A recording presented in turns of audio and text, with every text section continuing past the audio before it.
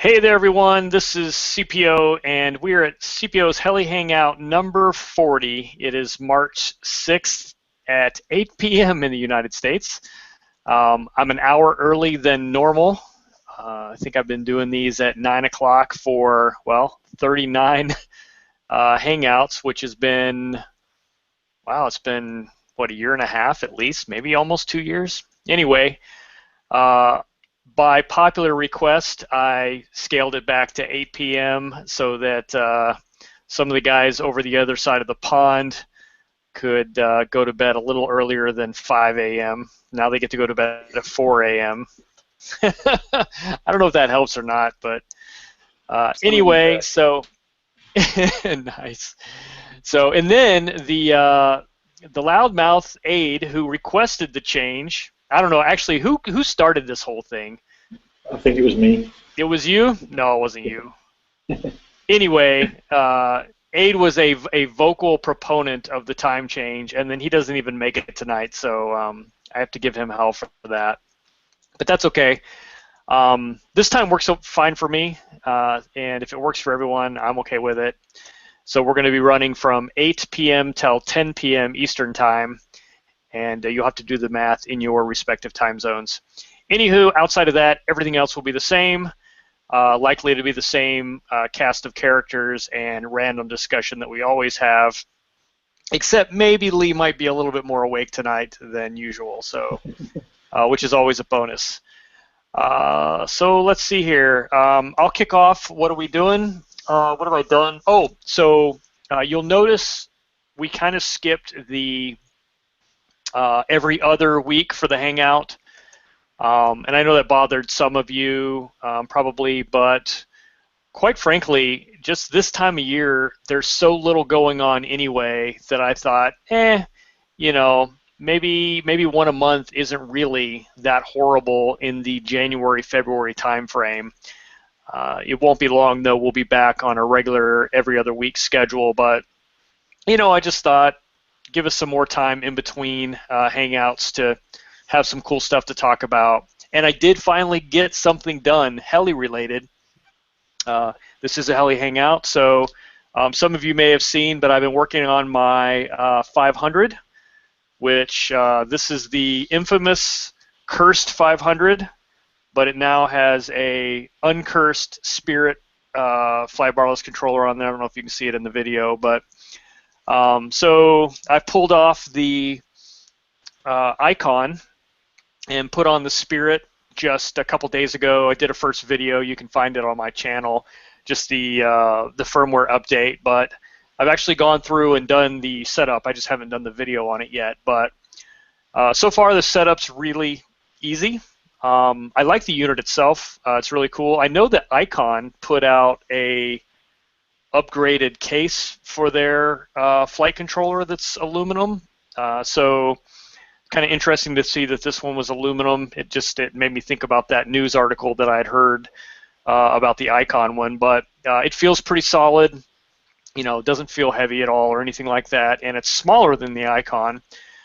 The one challenge I ran into, and I mentioned this in the video, and it's totally my fault because they tell you this, you know, as do a lot of fly barless controllers that have this issue, is I need an inverter adapter cable for S-Bus because I believe the S-Bus signal, the Futaba protocol S-Bus, is inverted before it leaves the receiver, and some controllers, many of them, are able to handle that inverted signal and either deal with them inverted or reinvert them back to normal.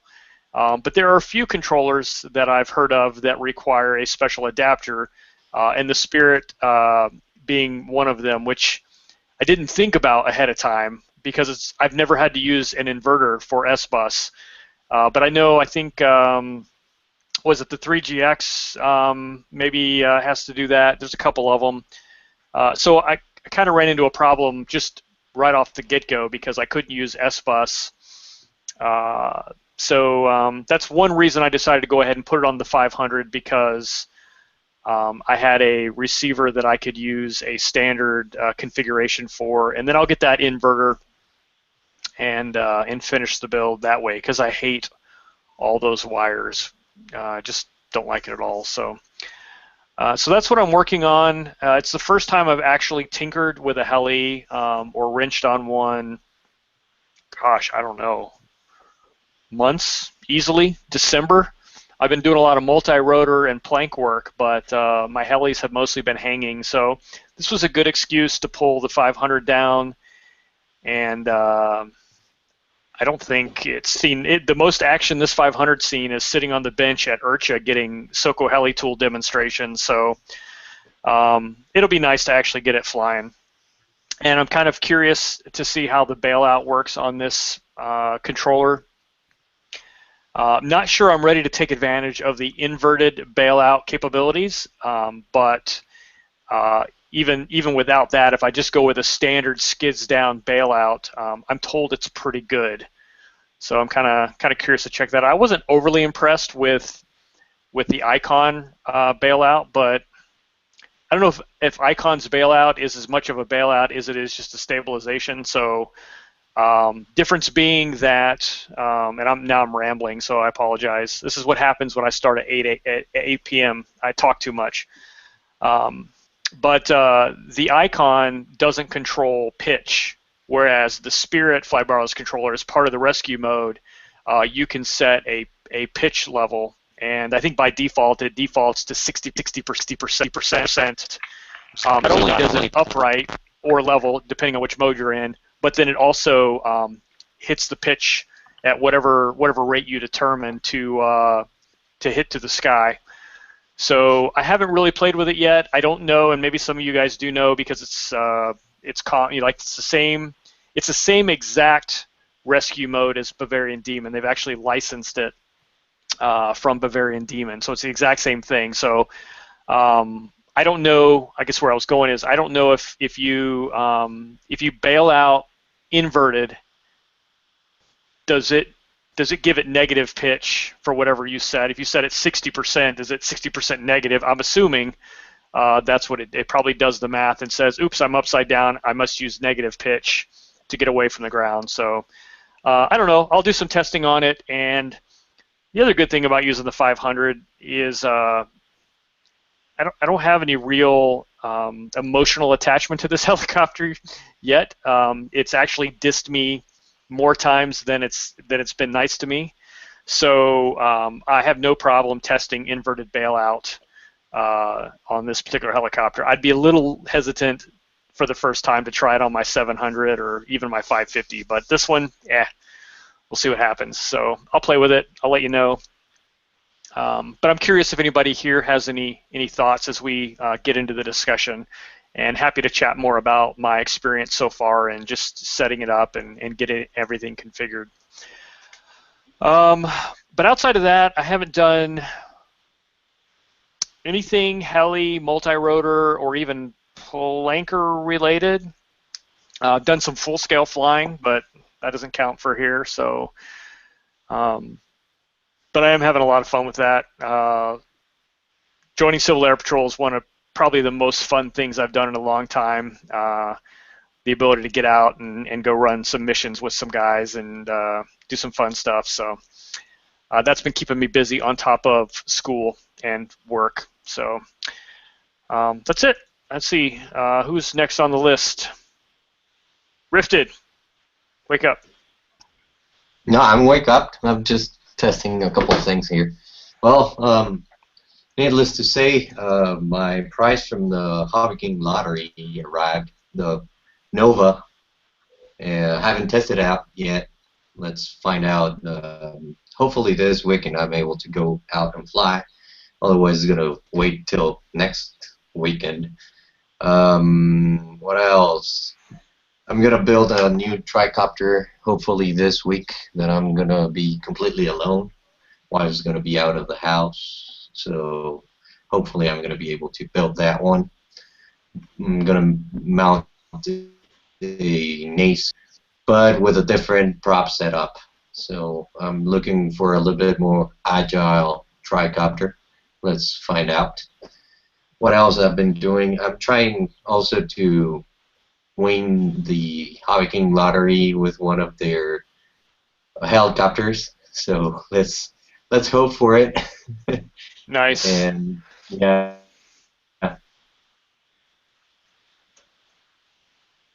All right. So what's the big Hobby King lottery? What was that? What's the big Hobby King lottery? What was that? Kind of a cut off. Didn't hear the question. Sorry. What is the Hobby King lottery that you're trying to win? Oh, right now there's not much. But if you go to their webpage, you're gonna have a little link, and there's a lottery. So if you have extra bonus points, you can enter the lottery, Oh, and okay. maximum of 10 entries per person. And well, it worked. I won a trifecta and the Nova. Yeah. Yeah. Nice. I That's mean, cool. yeah, yeah, and yeah, well, collected pitch stories right now don't have any. Okay. Fair enough. Can't be all heli all the time, right? Otherwise, we'd be boring. Yeah, And all the heli guys just went. a different approach, right? Yeah. Cool, man. Alrighty. All right, Lee. What are you up to? Pretty much the same as you, because I haven't touched my heli since I crashed my Goblin at Christmas. But I've been doing a bit of plank flying and some quad stuff. But that's all about to change because I've just got the last bit that I needed to put the warp back together. I've got a Hobby Wing Platinum 50 amp ESC. Yes, I saw that. You saw. I posted on your deal, but you saw on mine. I've got the 100 amp here on the 500, but I've got that 50 on my 450, and I really like it. Yeah. Yeah. Well, I'm going to put it all together now because it's going to be pretty much a brand new helicopter. Apart from the frame and the motor, all the electronics, the servos are new. I'm putting the icon on it that I got from RC Heli Nation that I won. New blades and everything. So yeah, it's going to be a brand new helicopter. Not that I'll be able to fly it for a while because it's blowing about 50 miles an hour here at the moment. Nice. So gusts are hitting the house. It's almost moving the house. I bought a Easy Glider because a guy in our town decided that he didn't want to fly anymore, and he had 5 planes and a Futaba radio and 3 batteries that he was selling for $200 for the lot. But I couldn't afford $200 for the lot, so I just got the Easy Glider, which was 70, which was brand new in the box with all the electronics. Well, that's not bad at all. I wanted the glider for a while, so I've just been flying that and getting used to it and setting it up, and I'm going to put FP gear on it now. Nice. And my mini quadcopter I've just rebuilt. I've made it a bit stronger. I changed all the screws out for longer screws, so the frame's a lot stiffer. I put little nylon blocks in between the arms to give it a bit of vibration damping. And I've just changed the CC3D over for, well, it's a Flip 32, same as an A's 32. And I just put that in today. But it took me about 2 hours to get it to be able to arm because I had to fiddle about with, it turned out to be the end points for the yaw and the end points for the throttle to be at the right point where it would arm. So that took me a long time to figure it out. Yeah, that's all set up and ready to go. I did a slightly different setup with the pins. I put the pins, instead of sticking out the side, they go down and underneath the board, which made it easier for the 4 signal wires from the ESCs to actually reach. Because I found that if I had the pins sticking out the back, obviously the 2 ESCs at the back would reach, but the ones at the front was a real stretch. Yeah. And then if I put it to the side, then you've got the plugs sticking out the side of the quad. So by having them tucked right underneath in the center of the board, all the ESCs reach perfectly, and it keeps them out of the way as well. It's a lot neater. That's cool.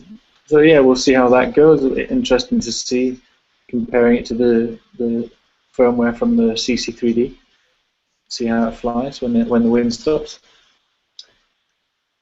Other than that, I think that's about it for me. How's the new forums going?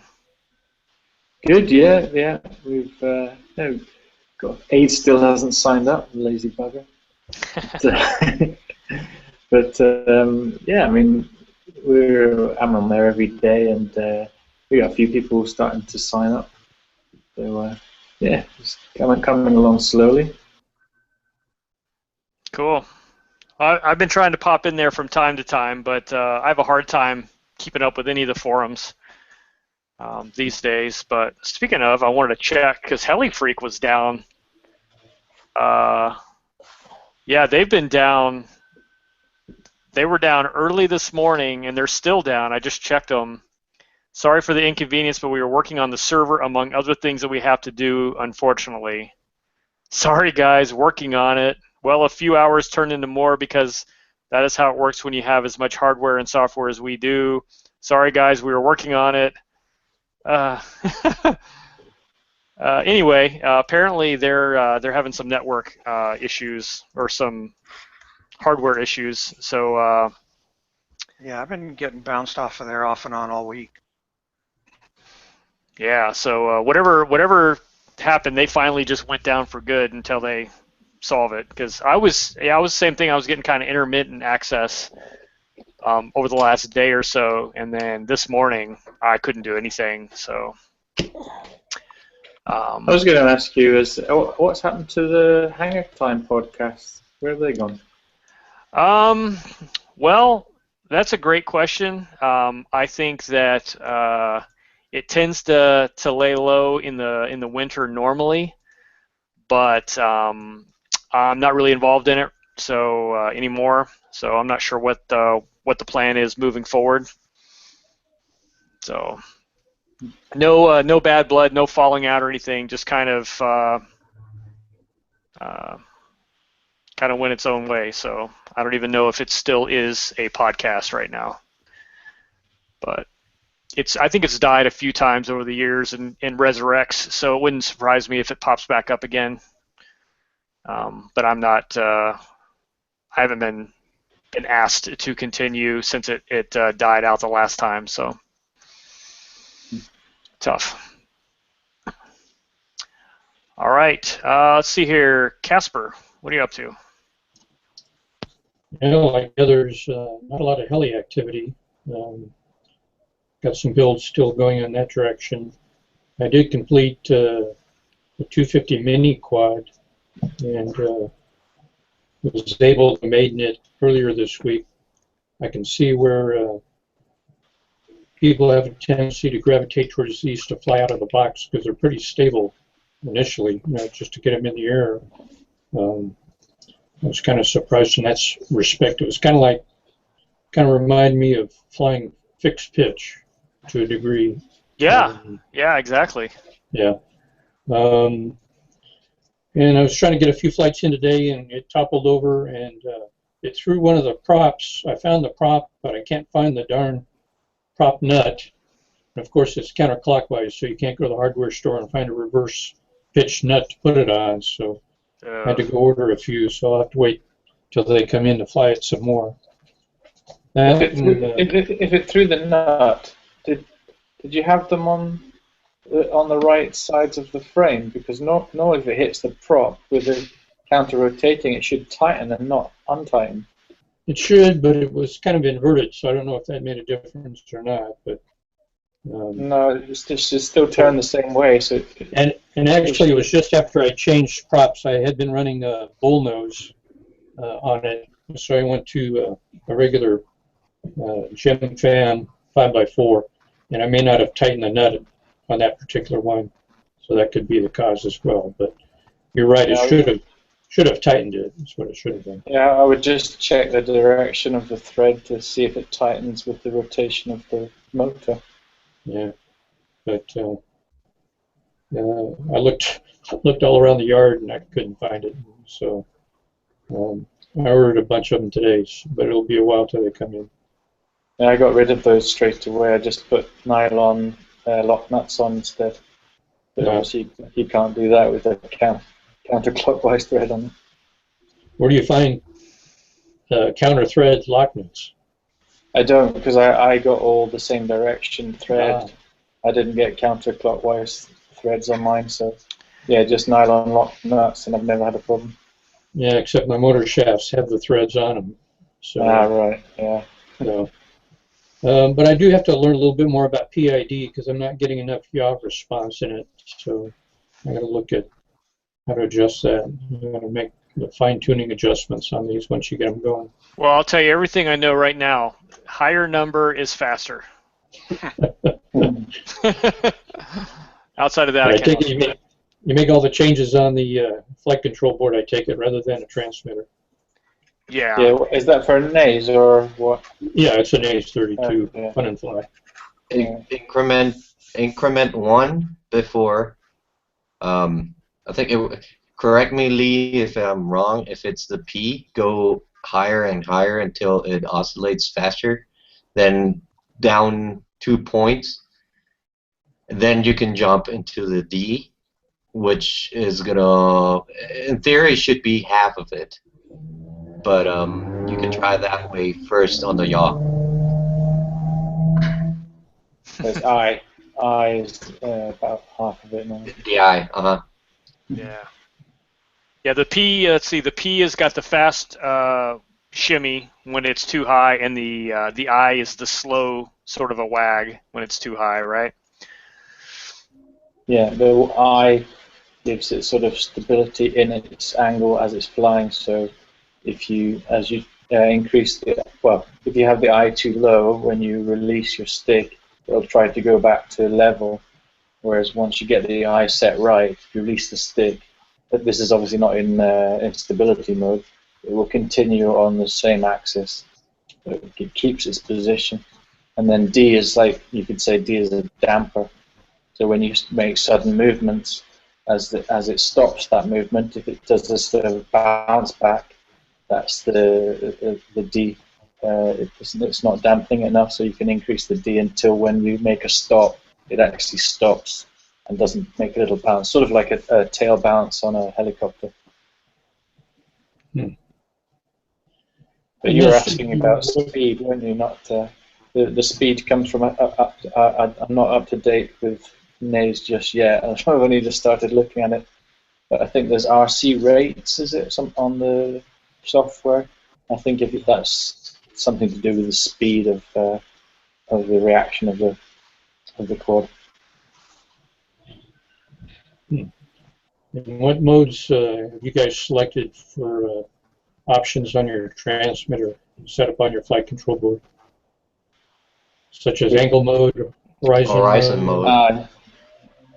Yeah, I have horizon mode, and then manual mode, and then I have angle mode as my last one, which also has beeper set up for it.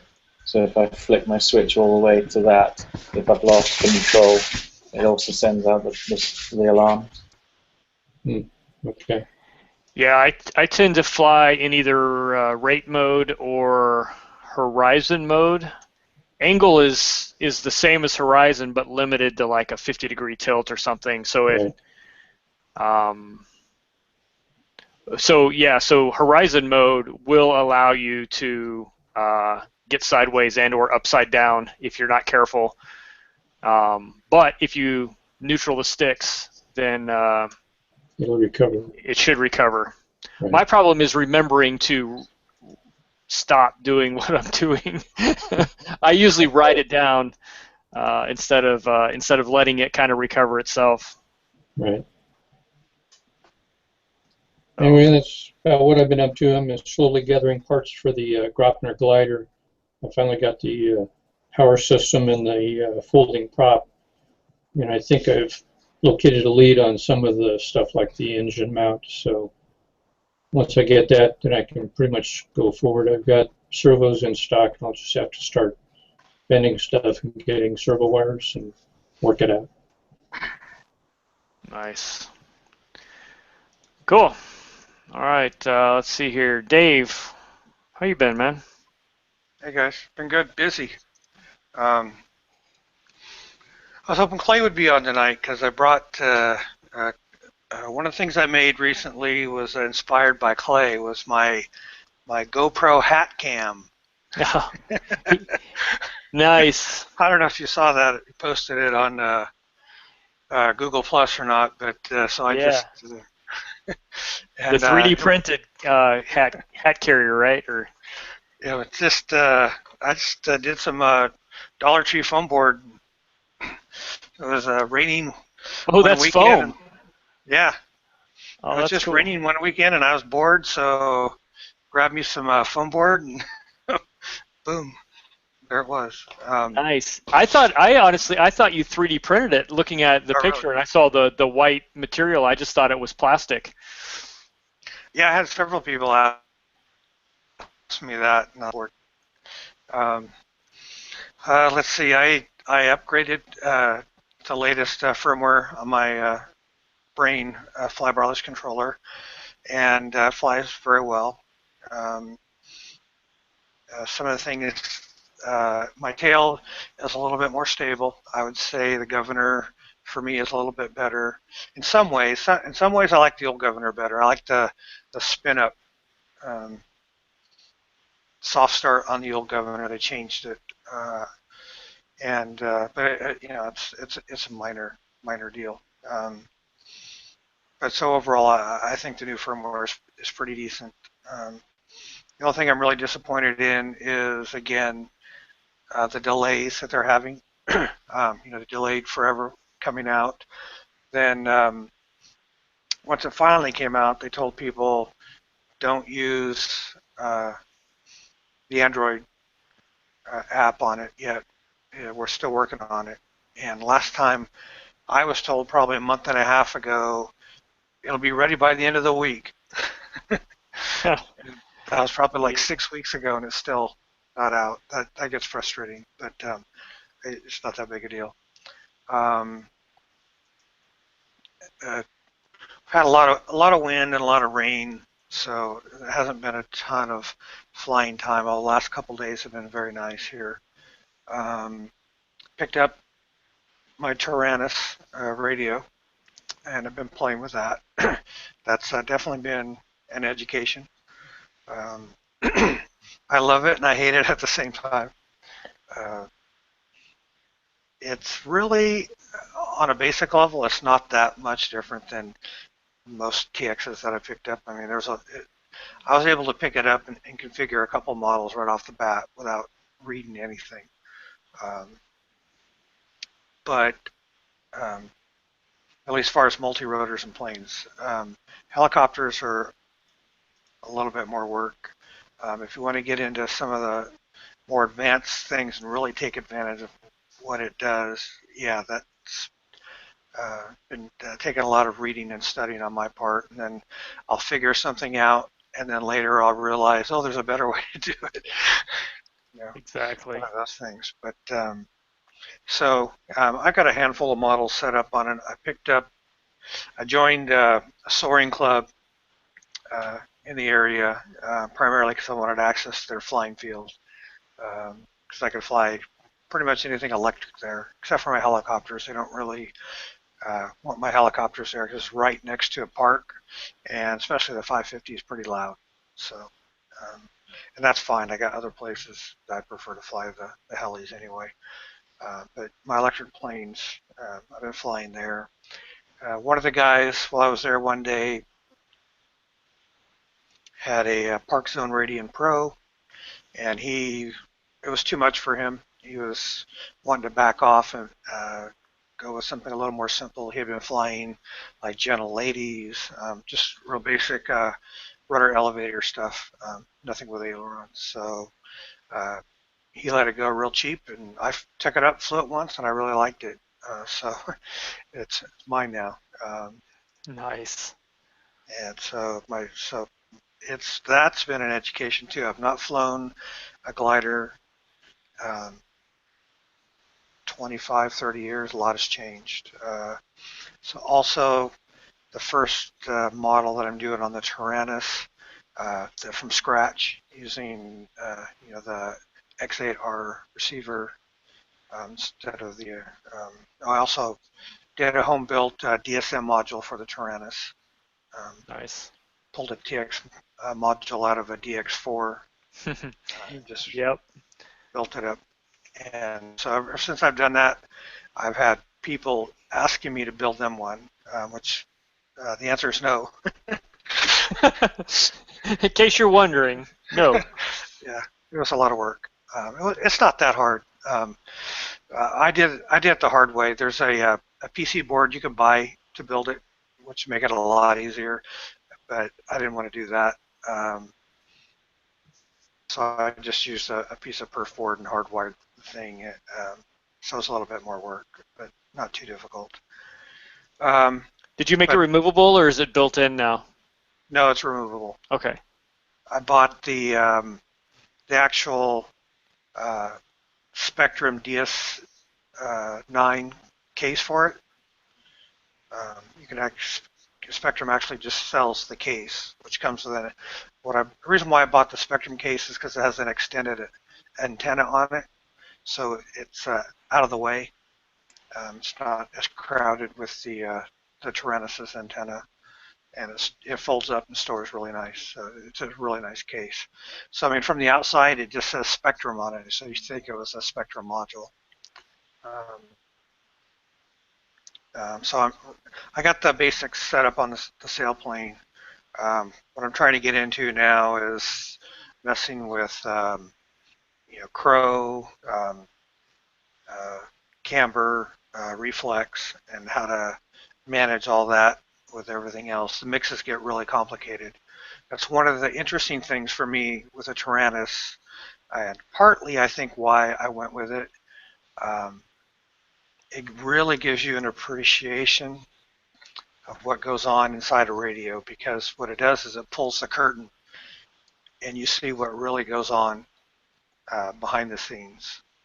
And so when you're setting up mixes and or whatever you're doing on it, your Spectra, your DX8 or whatever, there's a lot that goes on in the software that you're not aware of. You're just mixing channels, the reality that what goes on behind that, how they're mixed, and how they're weighted, and how the mixes are calculated. You have total control over that in the Tyrannus, which is to me it's fascinating.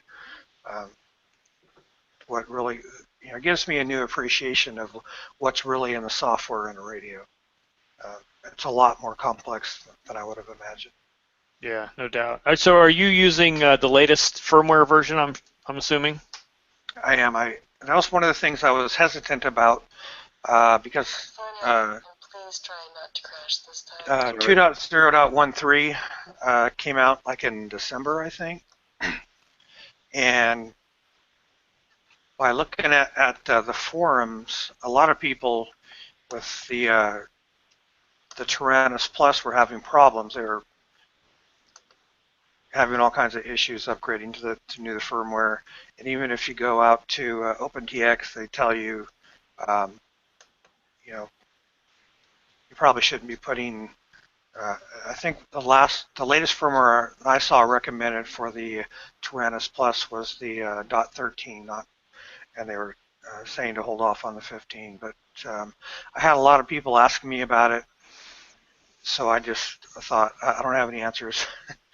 The more I read about it, the more I realized I think people that have problem upgrading to the very latest firmware, they have problems because they don't know what they're doing. That's unfortunately one of the issues that I find with the Tyrannus forum. Tyrannus is a double-edged sword. It's cheap. So you get new people who don't have a lot of experience, and you get a lot of very non-technical people buying it. And some people, I know some people will say otherwise, but I've said this out in the forums. I don't think the Tyrannus is ideal for your first radio. Um, I think, especially when you're doing more complicated setups, um, it, trying to learn how to set up a helicopter or a full house sailplane is hard enough without having to learn how to deal with the Tyrannus as well. So um, anyway, I just went forward with it. I went the upgrade. It was a piece of cake. No problems whatsoever. Um, so like I said, I think a lot of the upgrade issues that I've read about are probably self-inflicted wounds. People downloading. Frequently what I see is people downloading the latest companion software and then not going into settings and telling it, I have a Tyrannus Plus. They just accept the default. The default is a straight up Tyrannus. And if you leave it at Tyrannus and then say, download the latest firmware, it'll download the firmware for the Tyrannus, not the Plus. And then you burn that to your radio, and then you turn it on, and it just freaks out. So I've not had any problems with it. Nice. I just checked mine while you were talking, and I'm running still OpenTX R2834 from October 2013. So I'm running about 2-year-old, year and a half old firmware. So I keep meaning to update it. I just haven't had a chance to. Haven't really thought about it much, and quite frankly, there's nothing in my models that makes me wish I could do something different yet. So right. I don't know what I'm missing, I guess, is the problem. I need to update just to figure out what's new. Right. Yeah, there's a lot. I really haven't figured it all out yet. I haven't played with. I just started today. Started playing with logical switches. Ooh, fun. Yeah, but there were things like I was setting up special functions on the switches to play sounds, and then I found out today you don't have to do that. If you take a sound file with the same name as a switch and put it in the model folder, when you flip the switch, it'll play the sound automatically. You don't need special functions. Oh, really? So if you just name it, whatever the switch name is, it will just automatically play it and do whatever special function you might have associated with that switch? I don't know. I don't think it does anything other than play the sound. So if you actually want it to do something, you're going to have to actually do that.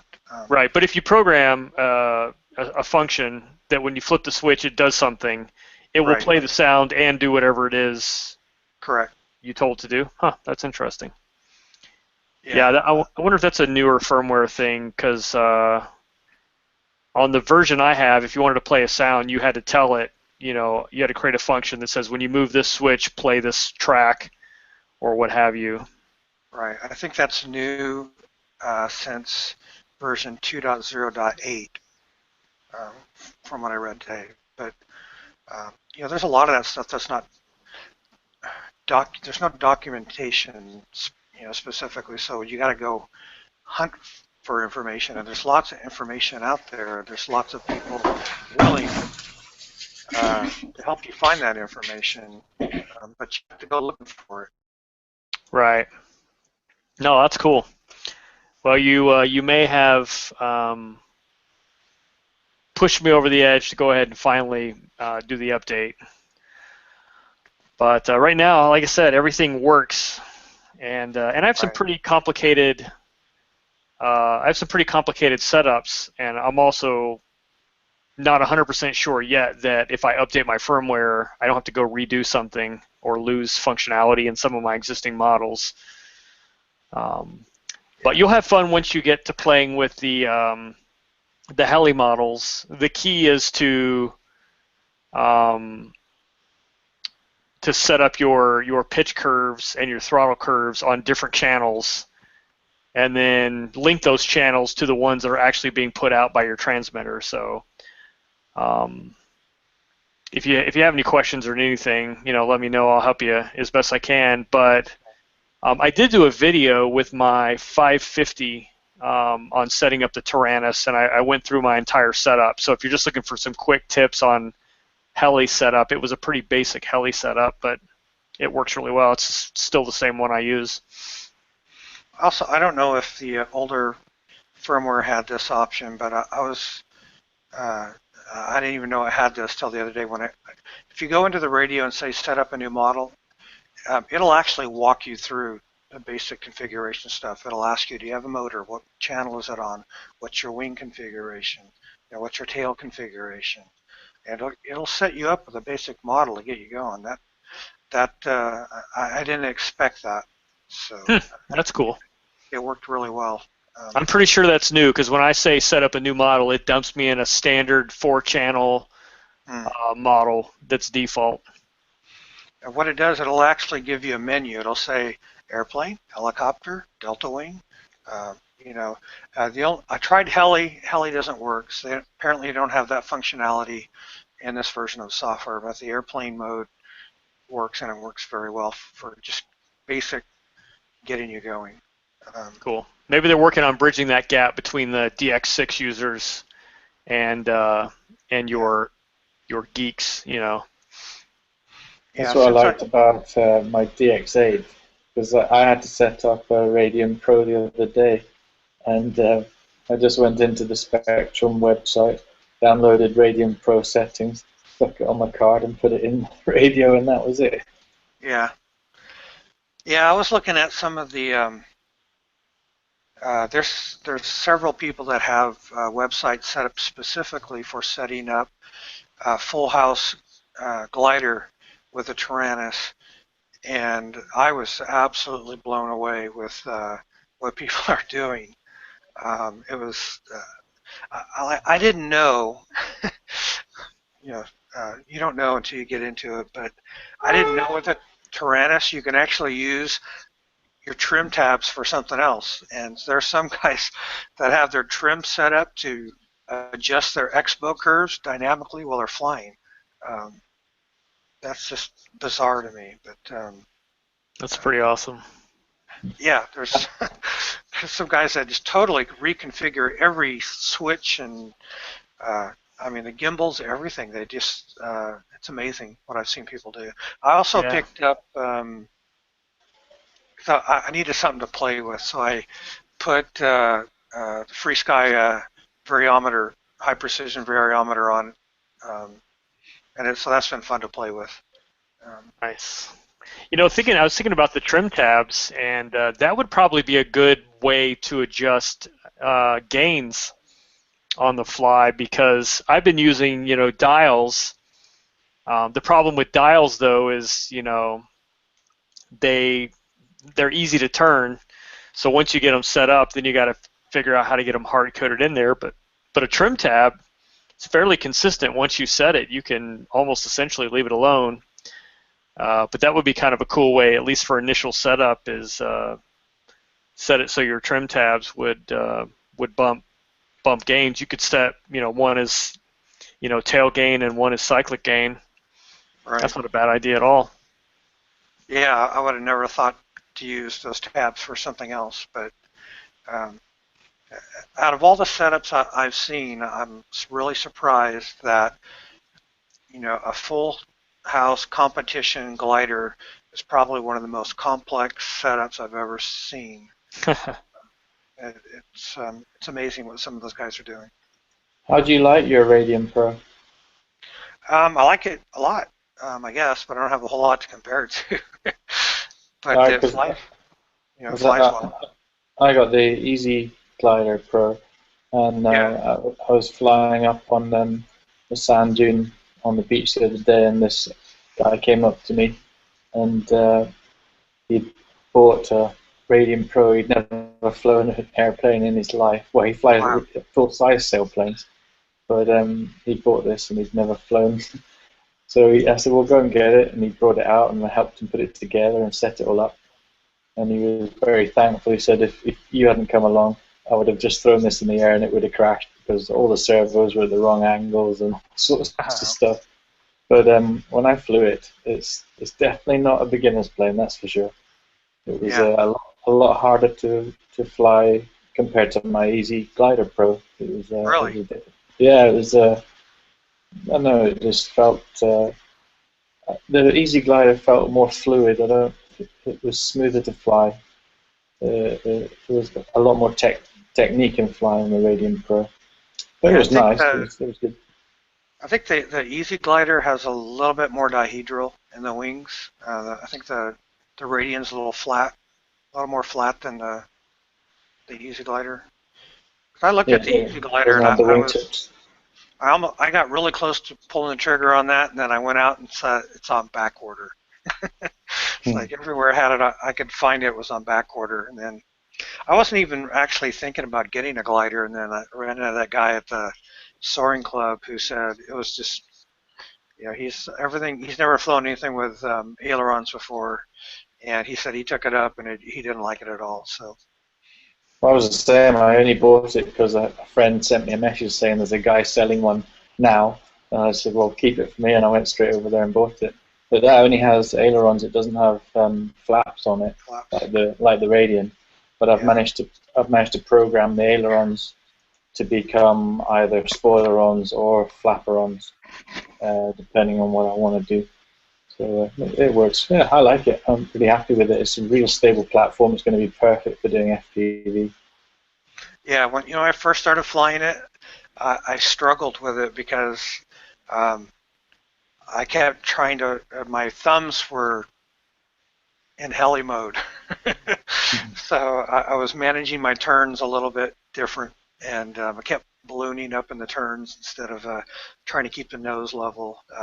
It was awkward at first couple flights. Then I started getting used to it, but I, it, it was irritating. I was like, how do people go between helicopters and planes? Because this isn't right. Um, so yeah, it, I don't find it too difficult to fly. I'm used to flying with ailerons. I prefer flying with ailerons. I probably, for a glider, I probably use them too much. I probably should mix more rudder with my less aileron in my turns and quit doing these, really banked turns, keep it more flat. Uh, Yeah, you so tend to use more rudder to turn, but use opposite aileron to keep it flat. yeah. Cool. All right, let's move along and see how Daniel's doing. Actually, Daniel's one of the reasons we started an hour early, right? You may be the reason. Were you the guy that started this whole thing? You were. No, no, it's coming from Adrian, I think, and he Right, just it said was. that he started first 1 hour later, but you need to start this one earlier. Yeah, it was Adrian Yeah. and Kevin. Kevin wanted to join, but he needed it to be an hour earlier, so He's not either. here either. Tomorrow, sunshine coming to England. So first I can fly. Finally. So you still haven't flown the Forza then? No. After You're a patient man. Yeah, it's a pain. But now this weekend will be the weekend, and finally I can rebuild it. No, it's I start removing the dust from the propellers and everything because it's covered by centimeter dust now. I need to check again what is the buttons in my DX6i, in my DX6, because I totally forgot after I fly the quadcopter. I do a lot of things in different switches, and I just charging the batteries. So I hope this weekend will be the weekend for start flying this one. Nice. Yeah, nothing else happens. We just have lots of work and introducing new phones, so it looks awesome. Yeah, and I'm planning to buy that quadcopter what Lee said last time, and I just borrow some camera from the workplace and try to tweak it. That's it. Nothing else happens, and I'm still falling to sleep because it's 2 a.m. here, but it's okay. 2 a.m., 3 a.m. What does it matter, right? Yeah. But it's better for Lee, so I just do it for him. Nice. There you go, Lee. It's all your fault now. Yeah, blame him. Actually, it works much better for me. And to be honest with you, the reason I originally scheduled it back the very first time at 9 o'clock was to give the East Coast U.S. people, or no, the West Coast U.S. people, California, some time to get home from work. So that's the honest answer is the reason we start at 9 isn't because of me, it's because of California. And I knew that there were a couple of people who were going to be joining from that part of the country. So I think I'm the only one from California. you may be the only one that's consistently from California. So how hard was it for you today? Easy. I'm retired, so. Oh, yeah. See? That's right. That's what happens when you hang out with retired guys. They don't care. Although I had to cut my flying time short. Well, Lee appreciates that. Nice. Let's see how Roger's doing. How you doing, man? He's like, oh.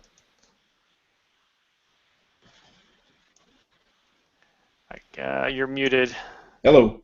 There you go. Hey, Roger. I think I'm unmuted now. Hi guys. Hey, Been doing a little bit of traveling here the last few days. We went over to Palm Springs and to Joshua Tree National Park. Check that out.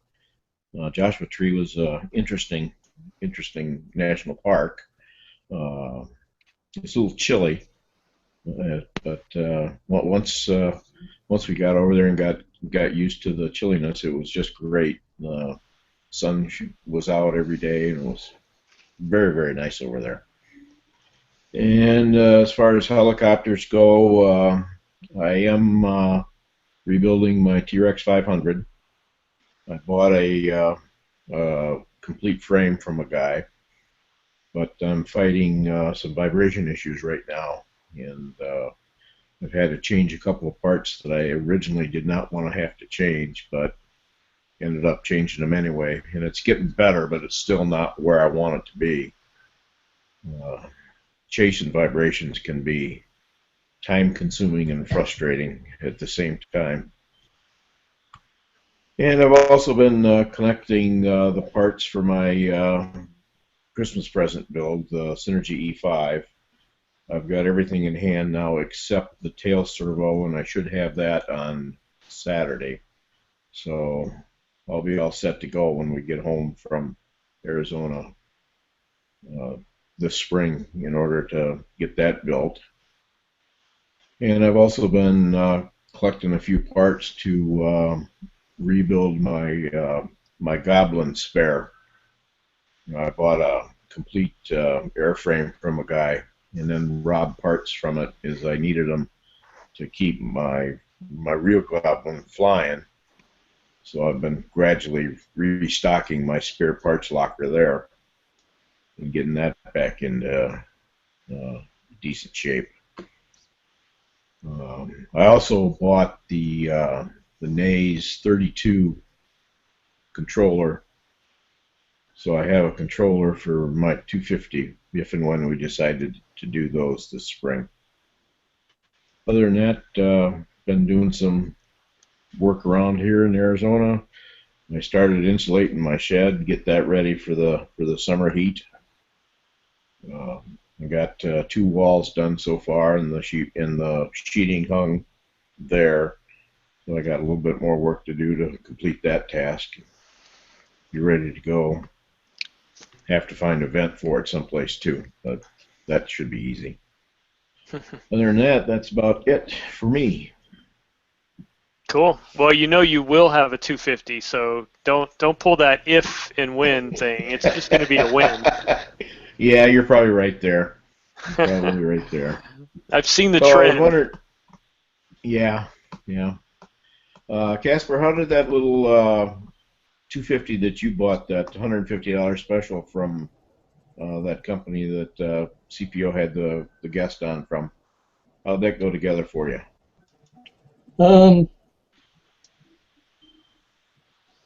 I did a lot of changes to the design of it and put some more extensions, and because it's carbon fiber, I was conscious of the fact that you couldn't put much electronics on it, so I had to make sure there was plenty enough room from the power board to make sure there was enough clearance on that bottom plate. So I probably picked up some plastic extenders and stuff to make it work out a little bit better. You can probably make the original kit work if you're very, very careful, but I decided to put a few margins of errors in it and put in a few extra pieces. But are you happy with the performance of it so far? Yeah, so far. I don't have a lot to judge it by since it's my first quad, but it was very stable, and I was happy that it got airborne and was fairly stable on the first try. So, was it quick? Mean quick build or quick flight? quick flying. Did it go like a scalded dog? It can. I just don't think I've got it tuned up right yet. So I've only got about 3 or 4 flights on it, so it needs a little tuning probably to put it in the best shape. And I'm still visually flying it, not FPV flying it, so that might have a little bit to do with it as well. Easier to do when you're in the pilot seat, so to speak. I'm a little leery. Did you do FPV on that? So not yet. I've got some FPV gear coming, so we'll see once it gets here. But right now, I'm just doing it visually. Okay. So you're still legal? Yeah. I haven't taken the test. No.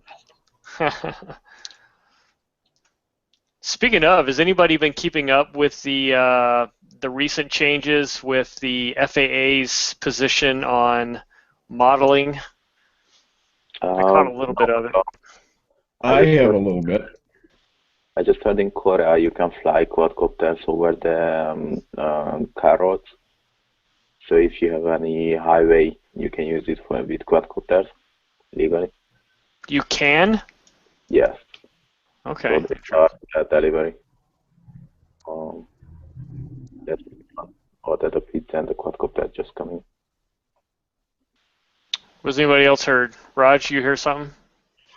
I have not heard that for here in the U.S. I think that after reading through the last rulemaking proposal, that if you're just going to fly your quadcopter at the flying field, you don't have anything to worry about. You should be able to fly it FPV as long as you keep it on the flying field. Don't go.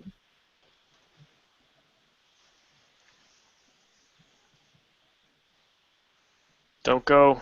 Don't go. Please don't go. He went. I think the limitation is line of sight 400 feet or below, and you're still good.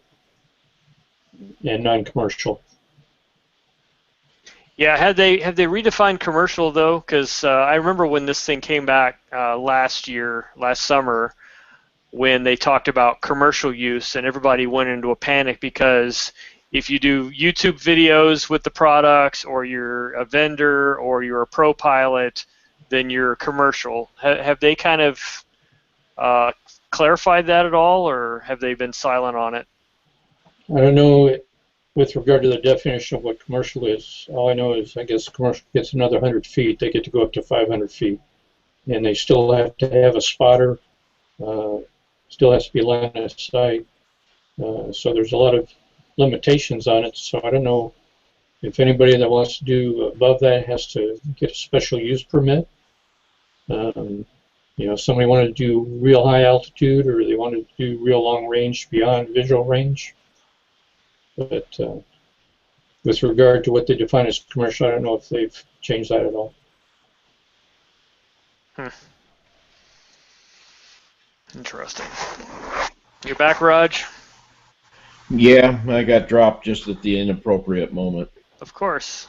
And So what were you saying about what you learned? You pretty much dropped out right when you started talking. oh, okay.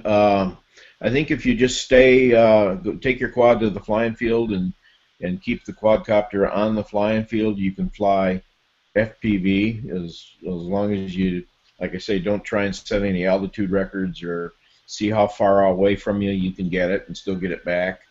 Uh, just fly on the flying field. It might be a good idea to have a spotter standing there with you while you're flying FPV to make sure that line of sight requirements are met. And other than that, I think everybody will be just fine as long as they follow those two simple little rules. Keep it in sight and don't go high with it. Nice.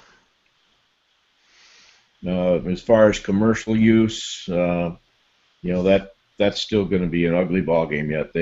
I don't think they know exactly what commercial use of an FPV vehicle is.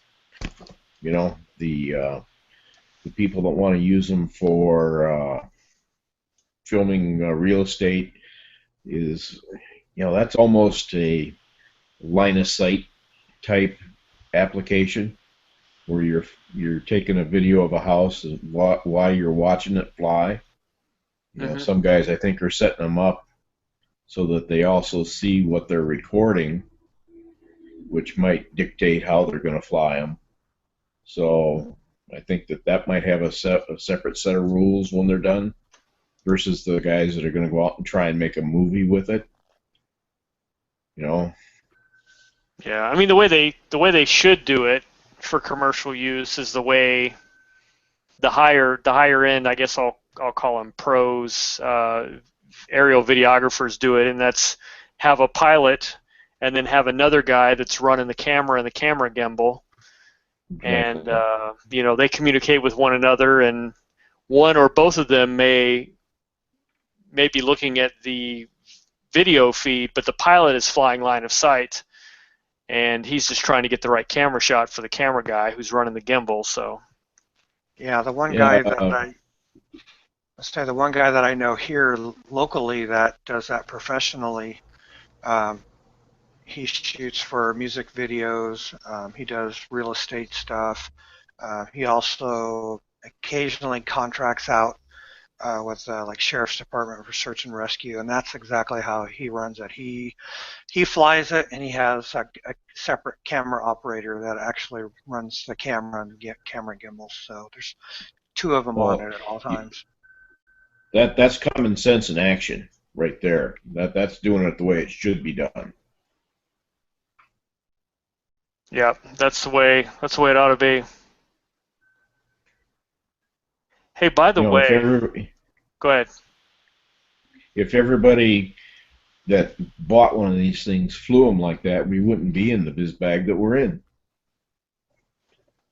But common sense seems to have taken a back seat in this country here lately. So I don't know. Let's just hope that that the FAA and the AMA can continue to talk and figure out what needs to be done in the final rules that do come out, so that we can have some control on keeping them out of the national airspace, and that guys that want to try and make a living with it can continue to do that. I think the biggest problem is, regardless of the rules they come up with, the people that are creating the issues, they're not interested in the rules to begin with, and they're going to keep doing what they're doing. They're going to continue to fly well over 400 or 500 feet. It's not like it's rocket science to think that that's potentially an issue, but the bigger issue is they don't feel any responsibility towards it. I don't know if I would say specifically they don't care, but their need to do it outweighs their need for other people's safety. They're not thinking beyond the nose and their face, and or they also think, well, if I do create a problem, good luck trying to catch me and find me. Yeah, you can't regulate stupid. Right. Yeah, the problem is, and it's not so much uh, malicious intent. It's people don't know what they don't know. So there are a lot of people. There are a lot of people who know and don't care. But I think there's probably more people who don't know and don't know they should care. And as long as you can purchase, I'll use the term over the counter, but you can just go buy unregulated these toys, and we boil down, we're talking about toys here, remote control toys. There's always going to be people who don't fully understand the consequences or the repercussions or the impact they have when they use them. Difference being, gun control, and I always end up going into a gun control discussion, which polarizes the people I talk to. But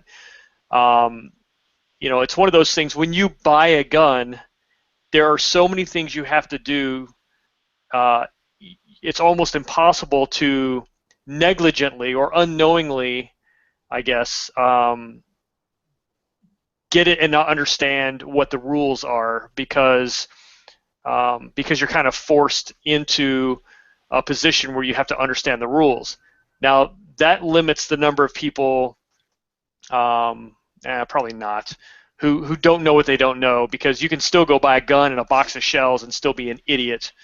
But I think on that flip side, the people who are using them improperly are people who know and choose not to care or choose to intentionally ignore what's right. So I don't know. I never have an answer for this, but that works the same way in automobiles too.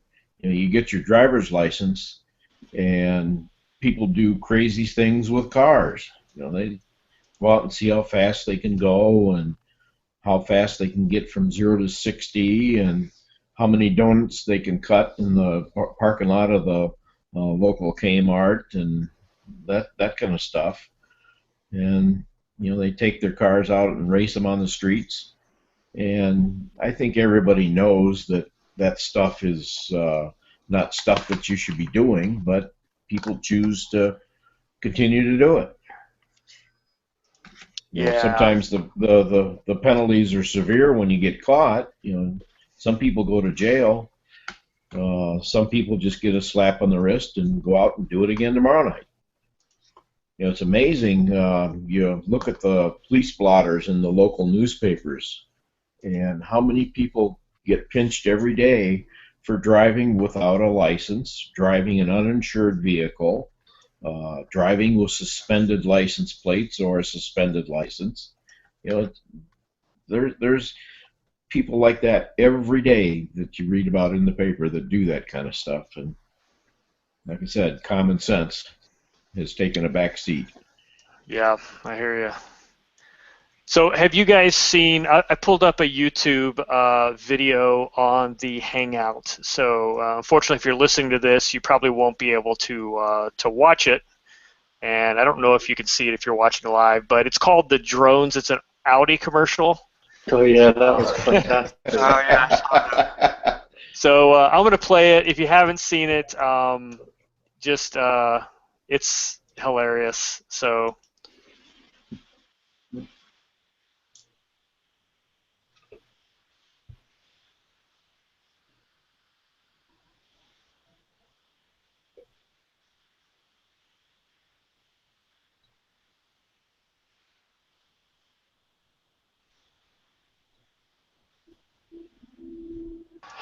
It took me a long time to even realize this was a car commercial, but I think it's very overdramatic, but well played, actually.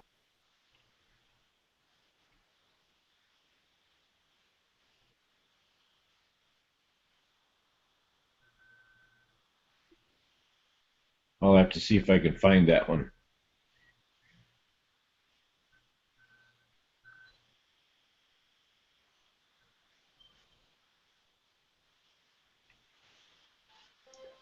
I'll post the link in the chat. Actually, Okay.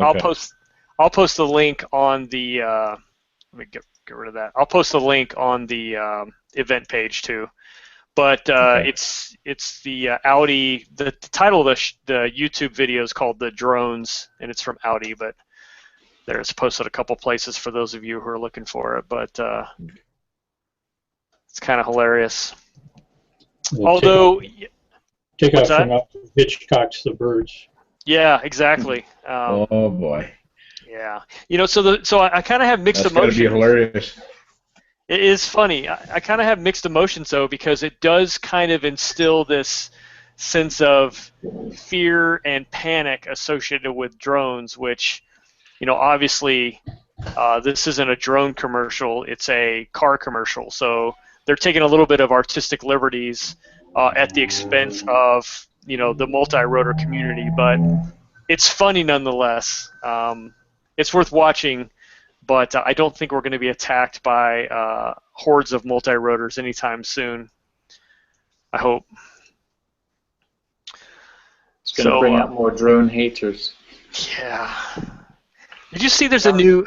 So speaking of the word drone, which annoys me, I've just come to to accept it, but there's now even a new drone magazine, Rotor Drone or something like that. Yeah, I saw that. Oh my God. I think we're stuck with that term, whether we like it or not. Yep. Did you see the new little quad from Blade, the Glimpse? No. No. It's similar to the what is it? I forget the other one they do, the mini FPV. Little nano. Yeah, that's the nano FPV, but it's the FPV it's through your phone. So it comes with a clip for it, ready to fly. The radio comes with a clip to put your Android for your iPhone in, and you watch that screen. Interesting. I've not seen that yet. All right. Well, just came out. Since we're doing YouTube, yesterday. It looked pretty cool. But it's running through your Wi-Fi signal from your phone, so distance isn't going to be a lot. Yeah, but you just need to buy the camera and the drone. Are the rotors pointed down on that? Yeah, they're upside down.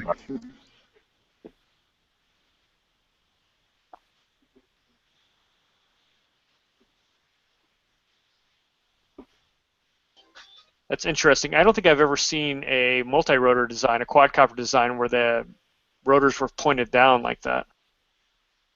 I've seen a few, but not commercially available ones.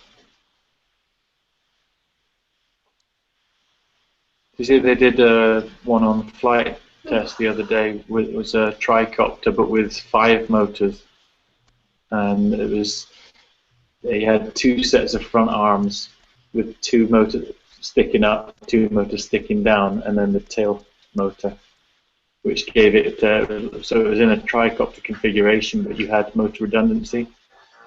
Huh. Yeah, I saw a video, I think, or a Facebook post that said a tricopter really can fly without a motor or with a missing motor or something like that, but I didn't actually watch it. Yeah, they just run the 2 motors on each side through the one connection, so the board just sees it as one motor.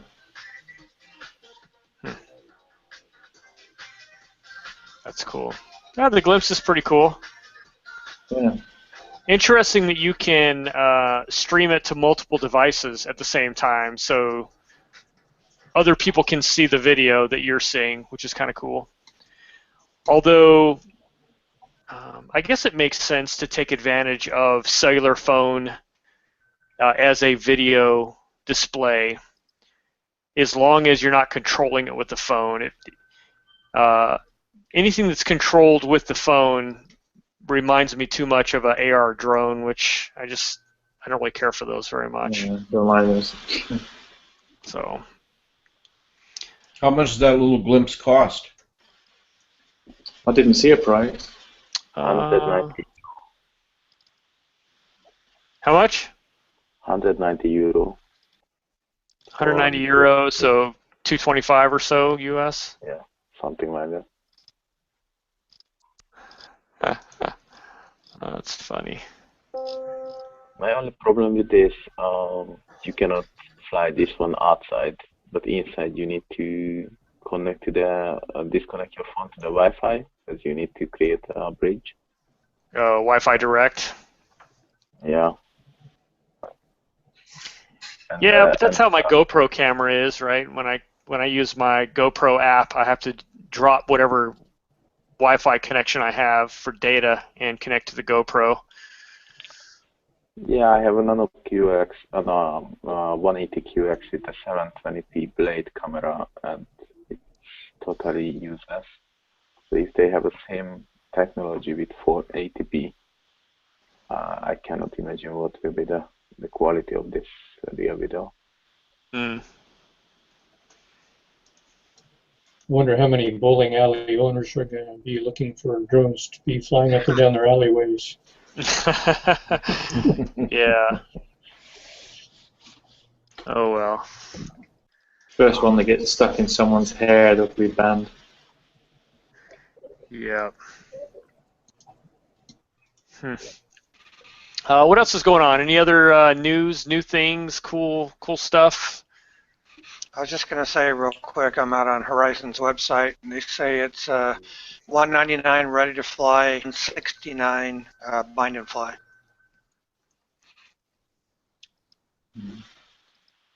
That's not too bad. $169 bind and fly? Yep. Yeah, that's not bad. How much was the Nano FPV? Same. About the same price, right? Yeah, but Probably, yeah. spare parts, just the camera alone. Is this the same size as the Nano, or is it the same size as the 180? Looks like exactly the same, the Nano QX, just upside down. Okay. Yeah, so the fundamental difference, it seems like, practically, is you don't need goggles to fly it because you can use the phone. So you're basically getting roughly the same type of craft. It's just you have a different connection method for your video, from what I can tell quickly looking at it.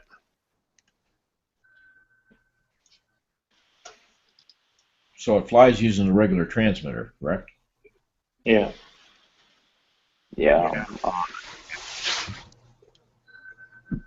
Yeah, the ready to fly one comes with one of those like PlayStation style controllers.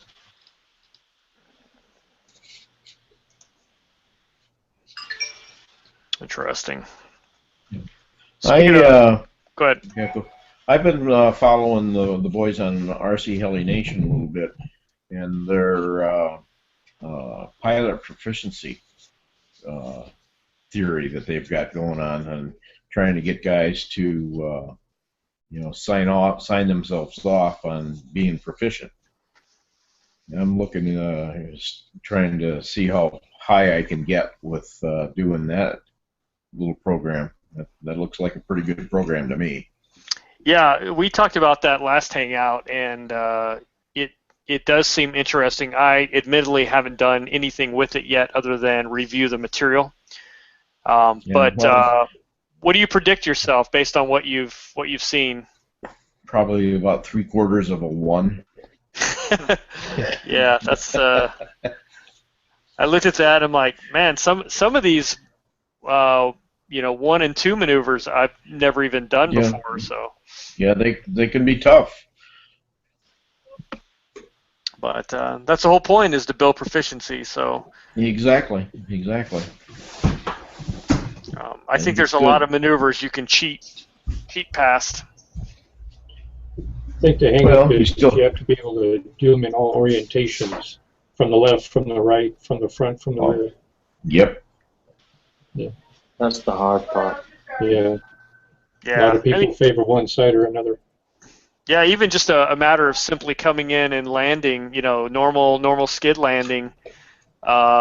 It's one thing to be able to come in and land tail in or maybe even nose in consistently, but just to be able to do that, tail left or tail right just changes everything, the way you look at it. So It's going to be interesting. I've been kind of thinking about how to, and I don't know if anybody else has done any thought on this yet. Probably so, but it's easy to get and I understand the point of the wanting them to have another person sign off for you so that you can build community and camaraderie in the hobby. But I think there's a lot of people who don't have the ability to easily find somebody, but may have the ability to video their flights. So I was trying to think, if you were able to like post a YouTube video of you doing a maneuver, is that enough to sign off on? Where somebody can look at it and go, yeah, I agree, you can do this. But I think the problem is you have to do it you have to do a video with it like 3 times in a row, uncut or something like that. Otherwise, you could make that, that one video that shows you doing it one time, which you'll never be able to do it again, and be able to get somebody to sign off on. But I was just kind of thinking through. I'm like, well, if I could knock it out and then take off again and then do it again and then take off and then do it again in one uncut video, I think I might be able to convince somebody to sign me off on it. But I don't know if anybody else has put any thought into how to get sign-offs without finding another person to watch you. Well, I think you should be able to find somebody. The somebody. I'm sorry. The somebody to sign off doesn't necessarily have to be another RC person. You could explain to your next door neighbor what you're going to do, and then have that person sign you off and say, hey, yeah, you did it. Yeah, I think that works for like level 1, where I say, look, I'm going to hover and I'm not supposed to, vary in altitude or anything like that. But I think once you get into actual more advanced sport and 3D maneuvers, I think you need somebody who understands what they're looking at to be able to really judge. Well, some of those 3D maneuvers, I'm not sure I'd know what the hell is going on there. Exactly my point.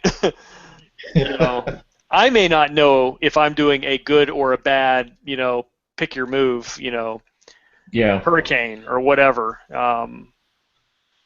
So I think that's where you need somebody with an eye that understands and is at a level at least where you're at or better than you. But again, if the goal is to become more proficient as a pilot, there's got to be a way to get that done with somebody remotely taking a look at it. If the goal is to get to the field and hang out with other pilots, then obviously the video is not the optimum solution, but it just depends on your goal.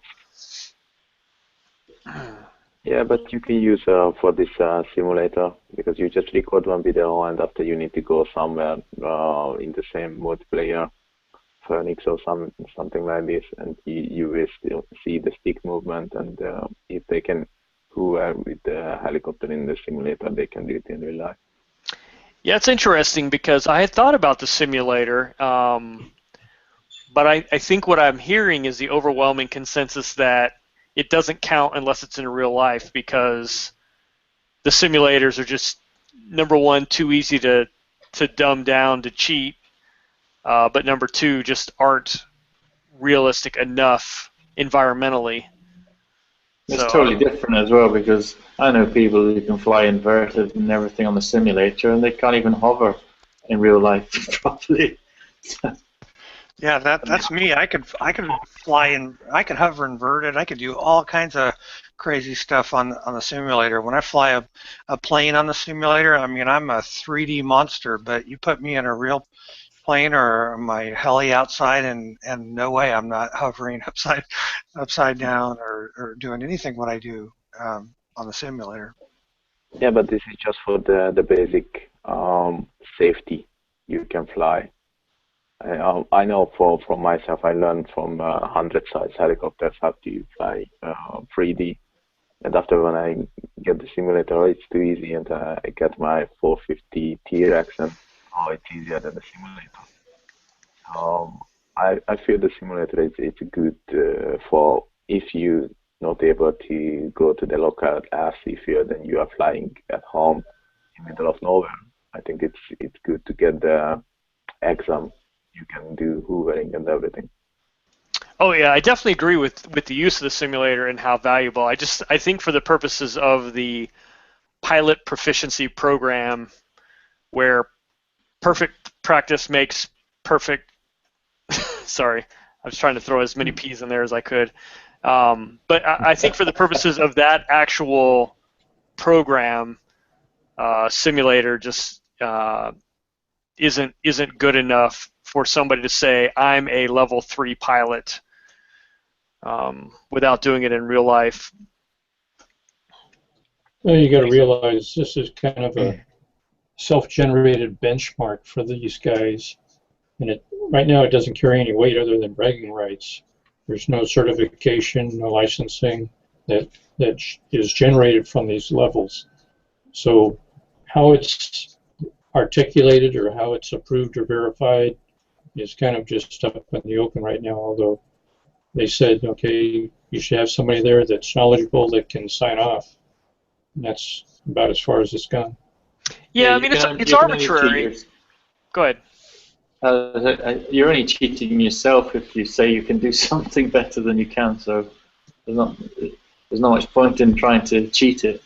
Right, and that's kind of where I was going. The whole point of this is just to get everybody on a consistent understanding of where they're at. And the one thing that they mentioned that I really liked and it made sense to me, which is not so much to be able to brag to say, look how cool I am, I can do, level 4, level 5, whatever it is, but for me to gauge my own abilities and say, honestly, am I a 3D pilot or am I not a 3D pilot? Because I can do 2 3D maneuvers does not make me a 3D pilot. And I think that's what happens is we're like, oh, look, I just flew inverted, or I can do a flip and a roll, and then we go around feeling overly confident in the fact that we can fly 3D, we being me, because I'm probably the only one that's probably falsely elevating my status. But I think if you look at the proficiency program and go, let's look at level 1 and how much of that can I actually do, darn it, I'm barely a beginner pilot that can do a couple of 3D moves, but I'm not a 3D pilot. And I think that reality check is where a lot of value can come out of this. Even if you don't sign off, you don't get somebody else to watch you fly, but just for your own self-assessment. And then I think it was, I forget, Dan or somebody was mentioning this, that when you go to somebody for support and maybe it's a setup issue and you've got problems with your tail, or you want some idea on where to set gains, the question is, how do you fly? What's your flying style? And this is really helpful to baseline and say, look, I'm an intermediate sport pilot, so that based on how I can fly. Now, I don't know how many people agree that the criteria set forth in the RCHN pilot proficiency program is the measure by which all pilots should be judged, but I think for the most part, people seem to be fairly on board with, yep, these maneuvers are definitely more advanced than these maneuvers, and yada yada yada. But it is at least an equalizer or a normalizer where people can at least talk the same language about the same maneuvers and then try and figure out where you rank within that, even if it's for nothing other than your own personal edification on where you stand. Well, I think for the lack of any other benchmark, that benchmark is as good as any. Yeah. But as to your other point, you have to be living in a bubble if you think that if you're able to do a simple roll or a simple flip that you're a 3D pilot.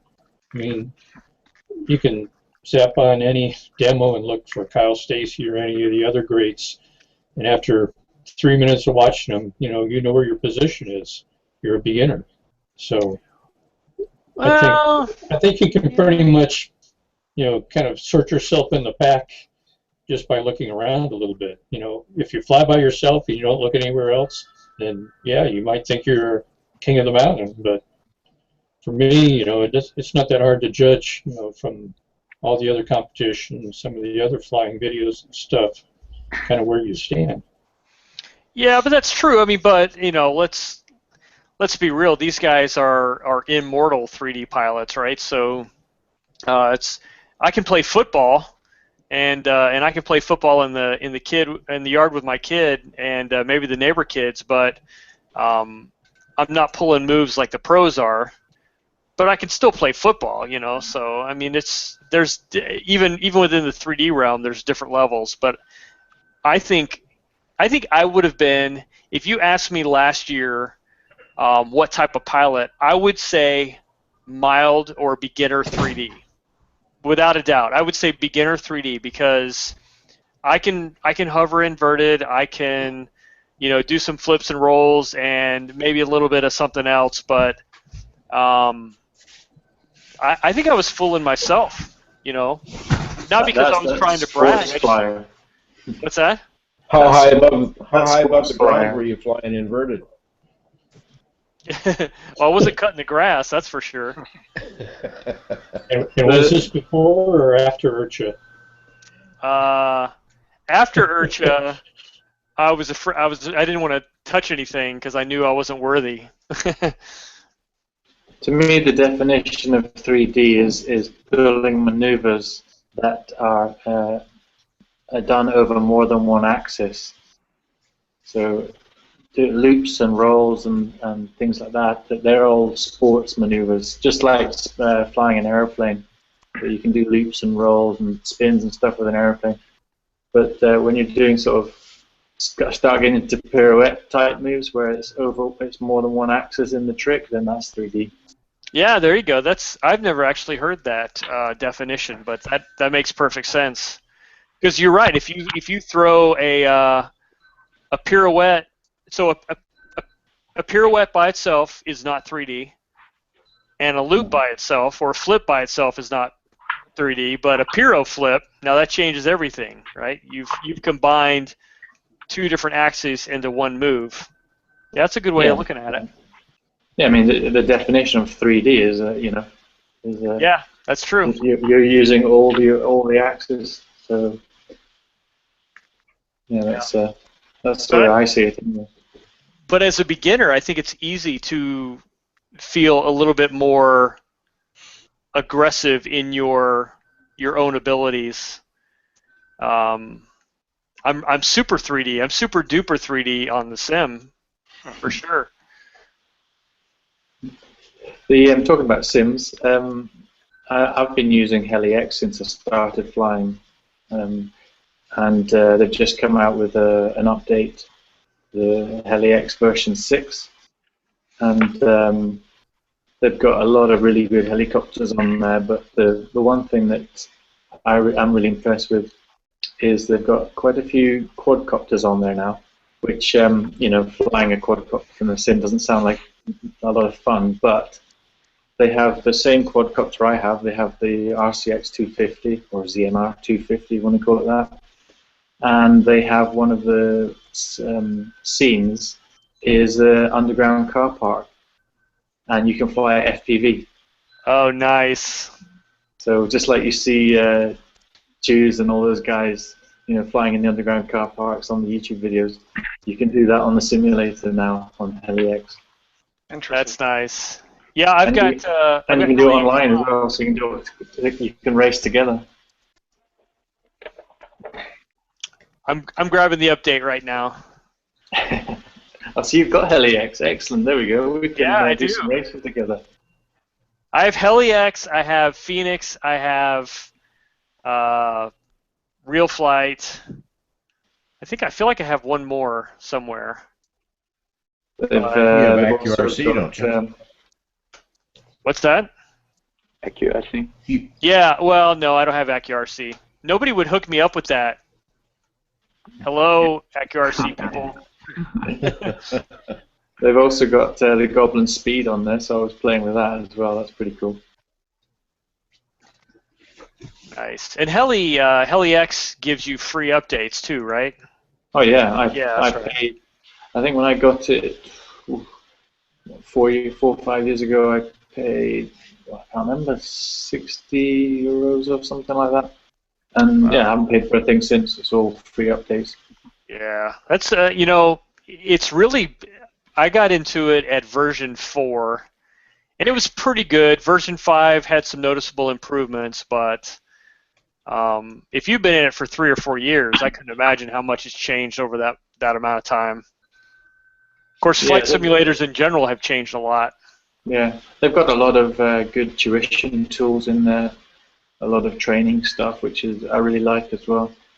Yeah, But, I like the what's the one, the tail training where it with the slider on there, which shows you if you're turning your tail at the same. Yeah, so you're coordinating the tail and your turn, so that's pretty good. Yeah. I like the one where you cut the balloons and they float up, and then you're sort of chasing after them, trying to pop them. That's nice. You know who got me into Heli X was Archmage AU Craig in his write-up on, what was it? I forget. His online training plan that he developed for Sims, and that's actually where I first started playing with Heli X more and more because of the training abilities it had. Some of the other ones are great for just going out and flying, but Heli X does have some really good training-specific settings. Does Heli X run on the Mac? Yeah, that's why I got it, because it was Mac. What's the word? Mac specific? No. Mac compatible? Yeah. Well. Yeah. It'll run on Windows, Mac, or Linux. Linux, yeah, they have it all 3 softwares. And yeah, I've been using it since I started, but the problem was that I seemed to be the only one around, and I wanted to go online and fly with people, and everybody was using Phoenix. So, but yeah, if you guys are on Heli X, then we can do some flying together. And I was really stoked to see that underground garage with the quadcopters. That's fantastic. That's awesome. Yeah, I just updated that, so I'll be playing with that just in time too, because I'm getting the 500 ready. So I always like to go hit the sim before I go made in a helicopter, just to get my thumbs working in the right direction before I take a heli out. So we should organize to get the. What's that, Raj? I'm trying to get the CGM Next simulator to work properly on my laptop, and I haven't been able to find a dongle that passes more than 4 channels.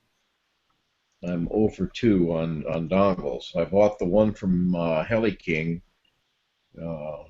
thinking that one might do it, and it didn't. Then I bought one on a recommendation from a guy on HeliFreak from Amazon, and that one only passes 4. So I'm struggling to find something that will allow me to set it up so that I can practice auto rotations. Now I can fly the simulator with 4 channels, but if I try and do an auto, it just sends my pitch to the maximum minus setting, and it just screams down out of the sky. And I don't have any control over the pitch with the stick. You can download Heli X for free as a trial, and then try testing it on there, because I can use my throttle cut on my radio and do auto rotations on that. Okay. Oh, another thing I've just remembered. You can do McDougall's on Heli X as well now. Oh, just what I need to learn how to do is McDougall. I thought I'd give it a try, and it's very slightly you can hear the sound of the RPM just speeding up for a split second. Yeah. It's quite funny. I'll tell you what, the McDougall is probably one of the best crowd-pleasing maneuvers, but also one of the hardest on a helicopter that you could possibly do. Mhm. They scare me to death, but boy, are they fun to watch. Yeah, that was a big crowd pleaser at IRCHA. It sure was. The one that Bert Kammerer did with the Goblin, my goodness, that thing just screamed when he did it. Yeah. Speaking of goblins, I still have this, I don't know, the small inkling of a desire to build a goblin. You I know can't you're get. going to do it, so you might as well go do it. I know it's like you and the You mini know you quad. want one. Yeah, something like that. Yeah, it's just one of those things that I need to do it. They're so easy to build. There's just, I mean, Nick was talking on RCHN the other day because he's just bought a 570 as well, and he said it's the easiest and most fun helicopter he's ever built. And I agree with that. The manual is fantastic. The way they bag everything up is just perfect. You just go step by step through, and each bag has exactly the right stuff in for that step, and it goes together super easy. Yeah, and I love the way they look. My problem is I don't know. Yep. I was thinking about getting a 380. Do it. But I don't know if I want another smaller heli. Is it big enough? It's almost as big as a T-Rex 500. Yeah, So just below 500. I say. If you're looking to get a Goblin and don't want a big one, if you don't want a 700 or a 770, the 380 might be the way to go. To scratch that little itch that I know you've got. And now they've got these new skids which make it look a lot better. Yeah, I'm not a real big fan of those little. They've got you can buy upgraded skids which are just like all the other Goblins now, just carbon. Oh, okay. Carbon struts. Real Goblin skids, then, huh? Rather than those proper carbon skid. Okay. It looks that would make it look a whole lot better. Now. Yeah, it looks real pimp now. Nice. Yeah, I should look around and see if I can find a used one.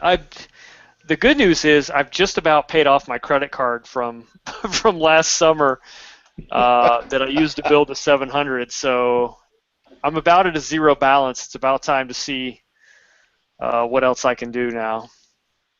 I've been pretty good. Actually, the winter has been so horrible here with snow and horrible weather that I haven't spent very much money since December. So I've been able to pay some bills, which has been nice. But I think I should start looking for a used something. I was thinking about a Goblin 380 or a Chase 360.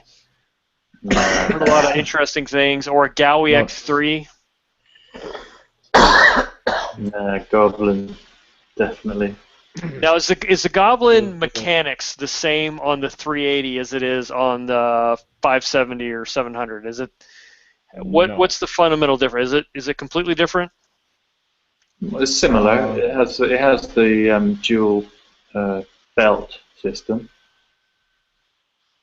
So yeah, it's similar. Yeah, it looks different to me. The way they've got the belt strung in there is a little bit different. But Lee's right, it is a two-stage system. Okay. And you can't go wrong with tail belt. I have a couple of helicopters with torque tubes, and I think I'd rather have a tail belt. Yeah, I've got a tail on this 500, and my 550 has a tail, has a tail. They all have tails, by the way. Has a belt. My 550 has a belt, and I like it just fine. So Yeah, there's no stripping gears on those because if something goes wrong, you basically just strip the belt and replace the belt. So. Well, Yeah, no, that's true. I've got 2 seasons on my Goblin tail belt and haven't replaced it yet, and it's still perfect shape. I snapped the one on my 570 when I went in tail first, and that sounded like a firecracker when it snapped. Bang! For the 4 months, no scratch at all. What was that, Daniel? Yeah, that's for the 450, no scratches. Nice. Can't crash if you don't fly it. Yeah, I just thinking for before I start flying, I just buy a free blade, upgrade it with a little bit more crash cost. Does Forza have a 3-blade head for that 450? Yes, and they have full tail cover. If this is a 450EX. Nice. Why don't you get one of those new Blade 360s? CPO. You know, I looked at, I heard the RCHN guys talking about that because it's got the three-bladed head on it as well, or at least the upgrade for it. I don't know. I've never been a fan of Blade. Blade makes some nice machines. You know, the Blade 700, the Blade 700 and the 550X. Those were sweet flying machines. Yeah, for the whole like 6 months that they were available. Yeah. I just don't. You know, people just do not buy Blade because they think that Blade is bad. But boy, those machines were nice. I will say I've heard zero bad about the Blade 700 Pro. I can't speak for all the other ones, but everybody. I've seen a couple of those fly, and they are sweet. They look like a lot like the Gaui X7 until you get up on them and you go, oh, hey, that's not a Gaui, that's a Blade. And then you see them fly and you go, oh, nice. Yeah, they'd almost been better served if they came out with another brand in their lineup that wasn't Blade, wasn't E-Flight, but was whatever, something new and awesome for their Pro line. I agree 100%. Because I think you're right. There's a stigma about the Blade line. I mean, I've got the MCPX and the MCPX BL and the 130X, and you know, it's hard for me to make the leap in my head about a bigger heli from them. So. Speaking of big helis, you see your Velos 880 is still alive? Is it? I was beginning to wonder whatever happened to those guys. Yeah, if you listen to the RC Today last podcast, they had one of the engineers on that did a test flight on it recently. In fact, if you look on YouTube, you'll see one of their test flights. An actual flight video? Yeah, but it's without a canopy. But.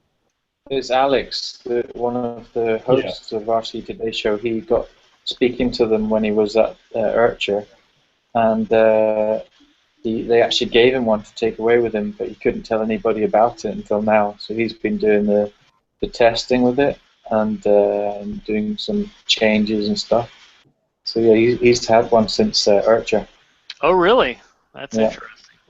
Yeah, because when I talked to them at Urcha, they're like, oh, in a couple of weeks or months tops, we will have, you know, some video footage and we'll have it out. And then I never heard anything from them, so I even forgot about them, to be honest with you. Yeah, so Alex is the video that's out at the moment, flying the one he has. Nice. Alex Rose.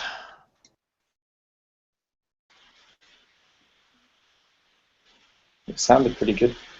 Those big blades. Yeah, it's a fascinating machine.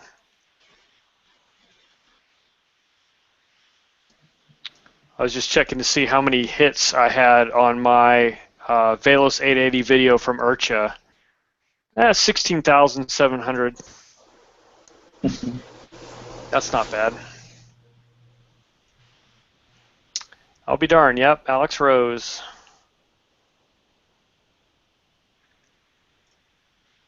He's also the one who was involved in doing the new brain, the micro brain for the Blade 180.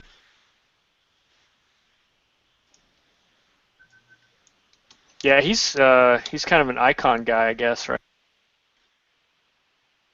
Yeah, but he's flying on the Velos. He's flying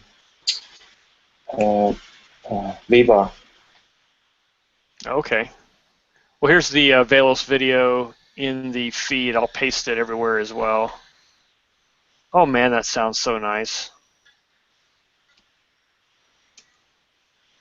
Can you imagine how much it's going to be to crash one of them, though?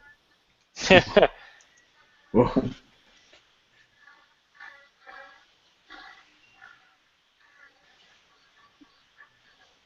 Yeah, if you smoke all 4 packs, that's that's going to be a lot of money.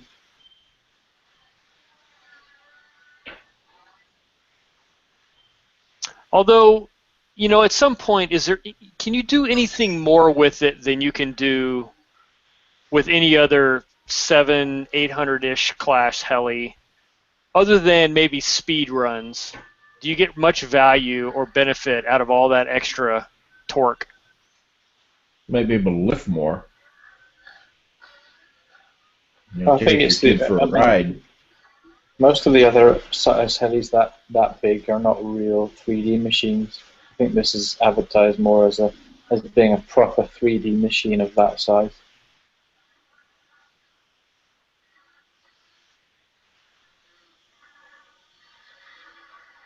Well, I'm glad they got it running. There was a lot of skepticism with this heli, and a lot of people sort of rooting for it to fail. So I'm glad it's making it.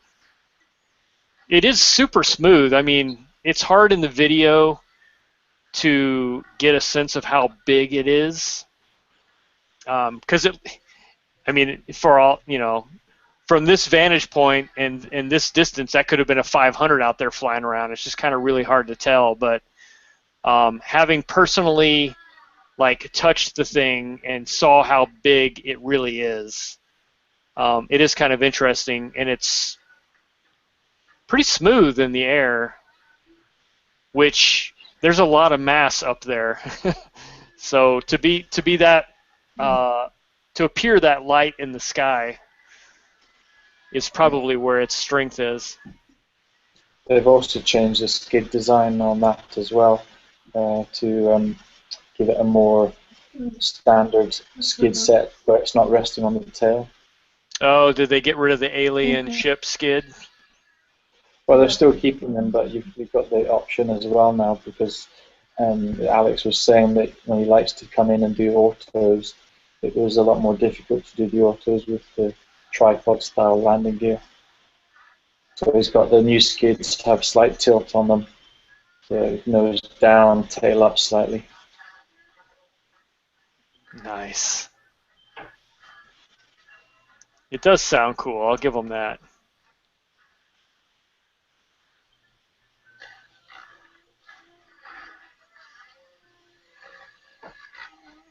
And it doesn't sound like it's being taxed at all to do these maneuvers.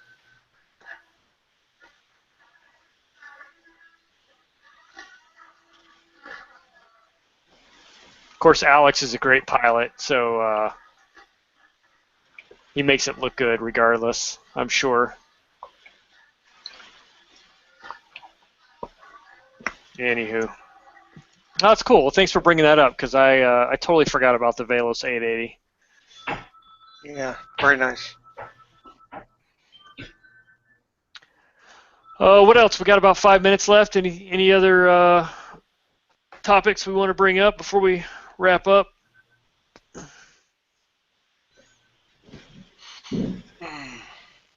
Before I go upgrade my Tyrannus to the latest firmware and finish setting up my Spirit flybarless and buy a Goblin. Yeah. And fly underground on Heli X. Yeah, and I got it. Well, so I downloaded Heli X, and I can't remember how to get my license to transfer because it says it's in demo mode. I forget what I have to do to get my license to be recognized. So. You just have to, if you got the email with your license number on it. Oh, just plug it in. Just just go into registration and put the number in again. For some reason I was thinking that there was a file or something that had to be in there, but you're right. So yeah, so I'll be playing with HeliX again here pretty soon. Cool. We should hook up then and do some flying online. Yeah, you can sign me off on my 3D-ness. There you go. 3D-ness, is that a word? It is now. I can see it now. I can picture the sound from the other side when Lee says, "Look at him hover." It's so awesome. Oh yeah, there's hardcore hovering. Yeah, I can hover in 3D because it usually takes me about 3 axes to hold the thing in place. Is that where you hover and stand on your head? It's this thing. So that's awesome. Well, cool. Thanks everyone. I can hover in 3D, just not very long. I can cut the grass for a couple seconds before it finally touches down. That's about it. Yep. So, all right, guys. Well, do me a favor. However you know how to get a hold of Aid, send him hate mail for missing the night. Tell him how horrible he should feel for not being here. But for everyone else that made it, I appreciate it. As always great hanging out with you guys. Hey. And we'll have to do it again soon. Cool. Thank you. All right, guys. Have a good night. Have a good couple weeks, guys. All right. Take care. Bye, guys. Bye.